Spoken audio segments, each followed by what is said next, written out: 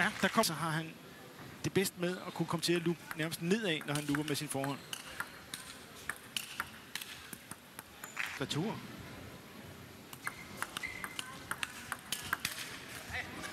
At komme rundt og bruge sin forhånd, som er måske lidt bedre våben, så vil det være så stor fordel. Fantastisk start, han har fået Samsonov her.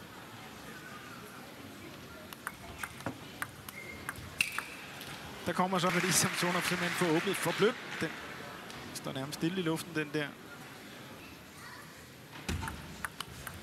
Oj. Håndled Samsonov der.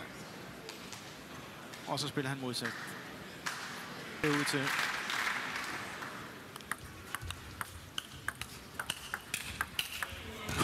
Og Hyrosson. Også her.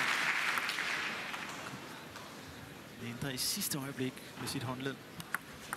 Om man overskue eller underskue i. Der kommer ind og laver forens flip sådan der. Og der ligger 2-0-føring.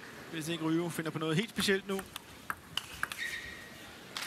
Det er i gang som om, at det her sæt er kørt.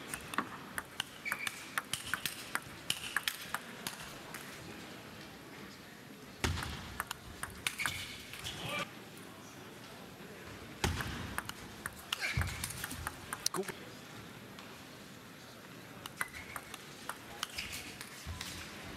Ja, så er der altså kun én chance tilbage, og Samsonov han vælger faktisk at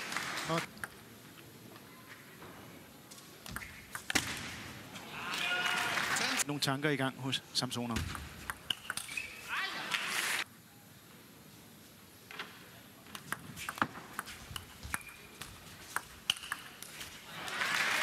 Finn Tugvel, der har været i gang her i turneringen tidligere i dag og faktisk gjort en meget god indsats. Velkommen til dig, Finn. Tak skal du have. Det var jo en meget fin indledning mod Primorat, hvorefter... Jeg synes, han får utrolig meget skru i bolden, og det var det, der snød mig lidt. Hvad skal vi... Men det virker som om, at Samsonov, han har rimelig godt styr på Ryges... Her er så vanvittigt hård. Så er det selvfølgelig også lidt at gøre med om chancen.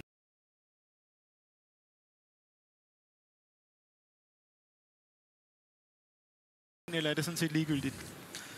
Jamen det er rent, når han spiller selvfølgelig utrolig god forhånd, men nu her mod Samsonov, det virker som om, at han spiller også rigtig godt især returspillet. Så det vil sige, at Ryge han kommer til at tage den med baghånden, så han kommer ikke rigtig til med den hårde forhånd. Der kan man også se igen, Samsonov han... Okay, der kommer han så. Super circuit.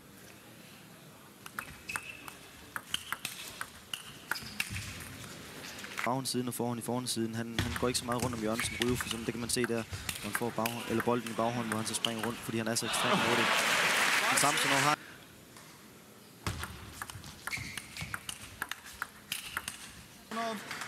Ryge lige en pause ud og tørre sig lidt. Så er han ikke nødvendigt at bruge ham.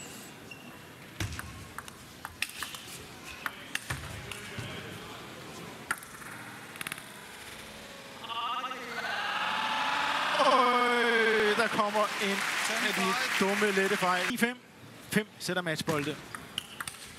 Og der er det en kendsgerning. Vladimir Samsonov, han får sin revanche fra sidste uge. Vinder med cifrene 3-0.